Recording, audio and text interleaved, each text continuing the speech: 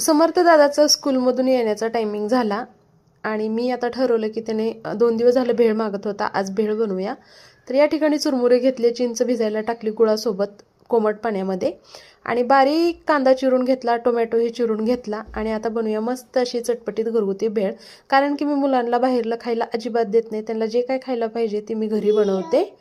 आणि इथं शेंगदाणे पण टाकले, टोमॅटो, कांदा, कोथिंबीर, चवीपुरतं मीठ टाकलं, थोडंसं काळं मिरचू, लाल मिरचू, थोडीशी धणी पावडर, थोडीशी हळद आणि चवीनुसार मीठ. आणि मी तर चमचा घ्यायचं विसरले होते आणि माझं तसंच होतं. रेसिपी तर शूट करायला जाते आणि काही ना काही दररोज माझं एक तरी विसरतं. तर मस्त अशी आपली आता भेळ तयारच झालेली आहे आणि त्यामध्ये आमच्या गावची फेमस खारी बुंदी आणि शेव आहे, आहोणे रात्री गावाकडून आणलेला.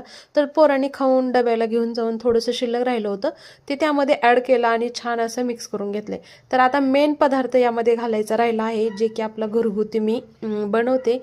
जसं की तुम्ही सुरुवातीला बघितलेलं आहे, गूळ आणि चिंच. बाहेरली चटणी मी देत नाही मुलांना, कारण त्यामध्ये असतं केमिकल.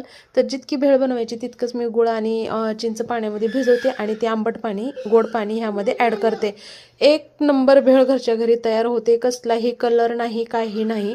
1-2 साहित्य नसलं तरी भागतं, पण टेस्ट ना बाहेरल्यापेक्षा सुद्धा भारी लागते आणि कमी याच्यामध्ये पोरं पोट भरून खाऊ शकतात. बाहेरले कसं काय ते नकोच, बाहेरलं नको, म्हणून मी घरगुती बनवते.